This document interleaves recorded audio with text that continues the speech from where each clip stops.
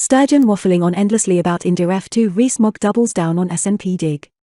Jacob Rees-Mogg slammed Nicola Sturgeon's SNP over its failure to deliver for the Scottish people, a day after Liz Truss took a pointed dig at the First Minister herself. Nicola Sturgeon was once again sacked for her inability to run Scotland and help the Scottish people through the crisis the region was facing, Jacob Rees-Mogg slashed.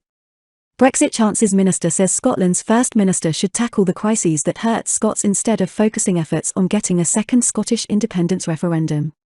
Tory leader hopeful Liz Truss dismissed Ms Sturgeon as an attention seeker and rejected the prospect of a second referendum on Scottish independence. Jacob Rees-Mogg said, "What we need to do is get Ms Sturgeon to account for the failures of the Scottish Government in providing services to the Scottish people. And when she's constantly worrying about having a referendum, going to the Supreme Court and all this, we need to say, come on.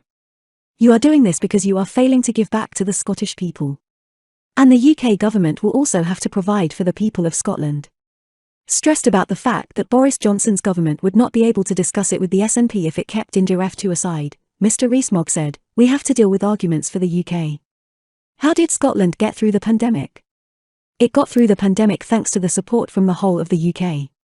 Mr Rees-Mogg continued, "UK taxpayers have helped England, Scotland, Wales, and Northern Ireland as a union. That's fundamental. The vaccine rollout is a UK success. It is the UK that has the resources and the strength to get this country out of COVID before other countries for the great benefit of our economy." While Nicola Sturgeon was doing her daily press conference, wanting to make the door lock permanently, so I think she was very often wrong. She was always whining. And we need to focus on how unions benefit people. Sky News' Camille Melbourne confronted Mr Rees-Mogg, saying, "You know very well how comments like that after what Liz Truss said last night only ease the feeling in Scotland that they want to break away from the association." Bright. Mr Rees-Mogg emphasised, "No, they don't. What they do is the SNP is greatly overtaken. Because the SNP is always surpassed, that is its permanent default state. It's a mild state of anger, a lot of it has been contagion.